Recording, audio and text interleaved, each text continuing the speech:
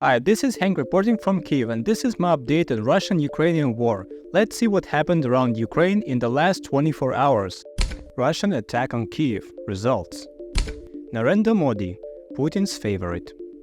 Volgograd burns. Russian aircraft factory. Today, a day of mourning has been declared in Kyiv for those killed during the massive Russian missile attack yesterday. It was a terrible day, and as for Tuesday morning, 27 dead and 117 injured confirmed in Kyiv only, and clearing of the rubble continues. The General Staff reports that Russia simultaneously launched 38 missiles of 7 different types, which complicates the interception process because they have different trajectories, speeds, and altitudes. Nevertheless, we were able to shoot down 30 of them, a result of 88%, which is considered very high. Damn it, this is work at the edge of the possible, and yet we still have such terrible destruction and dozens killed. It seems like the whole city was consolidated yesterday and people were coming to help bring in water, medicine, and food. In such emotional and traumatic moments, our society always unites, as it did at the beginning of the full-scale invasion. Putin will never understand that the more he attacks us, the stronger our backlash is. It is because of this he thinks that attacks on hospitals will break us, but it turns out the opposite. In 3 hours, we collected more than $2.5 million in private donations from Ukrainians for the restoration of the Ahmadid hospital. And I also know about the two donations of $100,000 each for the purchase of FPV drones.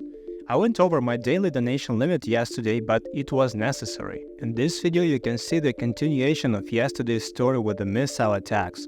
Here you can see clearly how a Russian missile flies into another hospital, the private Adonis clinic in Kyiv, where at the moment 7 civilians were killed.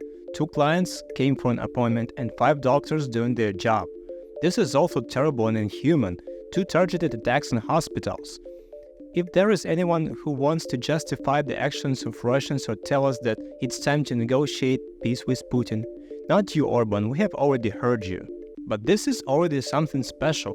Volunteers who worked until night on the ruins of Ahmadid hospital showed this bottle of water that someone brought. Volunteer Katerina Terehova reports that late in the evening, someone brought a pack of water bottles which was poisoned with chemicals, and those 2 policemen who swallowed it and washed their faces with it received chemical burns and ended in intensive care unit. There is a 6-minute-long video where Katerina tells the situation in details. A friend of mine knows her in person, so they advocate for her words. This is already a sabotage. People help clear the rubble. They do not assemble the machine guns. Russian agents, possibly Ukrainian traitors, are poisoning people. I might have taken this for disinformation, but I remembered an episode when, in 2014, 10 years before this, at the very beginning of the war, my mother told me that allegedly the Ukrainian military tried to poison the water supply station in Mariupol due to the fact that the population of Mariupol rejected the faked referendum on joining Russia that they tried to organize. Then to me it sounded like the ravings of a madman, who in their mind would poison water, for what? And now 10 years later we see that this is also possible, and I really hope that this will be an only case, but we should be careful. While I was finishing this text about the terrorist attack, another video appeared with another victim of Russian attack, a moose. The wild animal was frightened by the explosions and ran into the city, where it was caught with a tranquilizer by members of the UA Animals team and the State Emergency Service, and then placed into an enclosure. But unfortunately shelling began, and from loud explosions the poor elk hit the wall on the enclosure with his head and died. To be honest, we are all very stressed, and it seems that there are no more tears left to mourn every death in 30 months of full-scale war, but every time it hurts. Narendra Modi, the Indian leader, expresses gratitude to his friend Putin with these words. Gratitude to President Putin for hosting me at Volgograd this evening. Looking forward to our talks tomorrow as well, which will surely go a long way in further cementing the bonds of friendship between India and Russia. Oh, great and white leader of India, it is so wonderful that you decided to go to your friend and shake his hand dripping with the blood of Ukrainian children. I'm so glad that India has such a ruler with a huge heart who is ready to embrace any criminal for the sake of Shiva, Krishna, or whoever else. I know that Indians have their own problems with Chinese-Russian cooperation and that the world politics is a complex thing, but today it just looks wrong. I grew up in Mariupol as such a friendly child who believed that humanity is basically good and people are rather kind. Now, 30 years later, I'm not sure that this is true even from the point of view of humankind is relatively good. As I see, most people do not care about morality and laws when there is an opportunity to buy and sell gasoline or receive some kind of personal benefit. Putin swung this pendulum of madness, and now all the dictators, corrupt officials, sociopaths, just idiots have decided to take part in this masquerade of hypocrisy.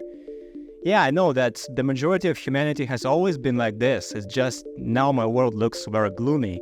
I still believe that Ukraine is a profitable partner for the West, and maybe there will be enough brains there who will understand that having us as an ally and helping to win this war is much more profitable than letting Putin seize an even larger piece of this land and resources for the next level terror. It's so simple. It's better to have an ally who fights for ideals similar to yours than an enemy who fights against your ideals. But, the world could have stopped all this if they really wanted. Under the video, I will leave a link to this tweet for Modi. You can directly ask him why is he so happy about Putin, who killed children in the hospital on the same day.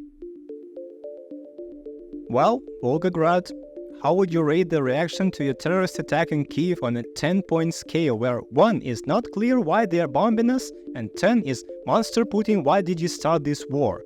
In the video you see what is called F around and find out. Another Russian refinery celebrates the day of family love and unity, or whatever these cannibals call it. -1, let's continue. On this map, agents from Atish team showed us the factory where Russians assembled their military helicopters and aircraft, including fighters, bombers, and transport aircraft.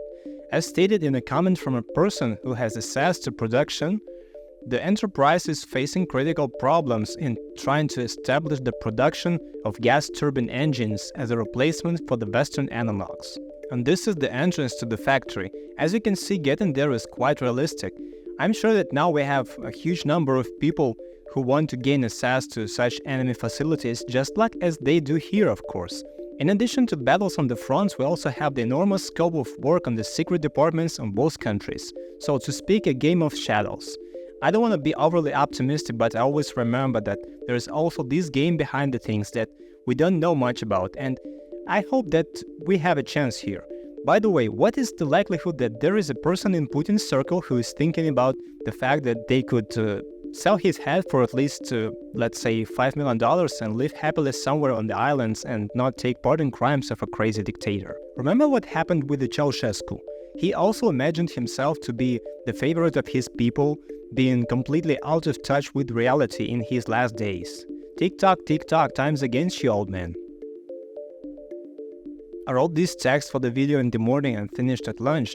To be honest, it's very difficult to constantly talk about what hurts, and of course every Ukrainian hurts because the Ahmadit and the Adonis hospital pictured here, and a residential building in Kyiv and high-rise buildings in the Dnipro and other places that suffered yesterday.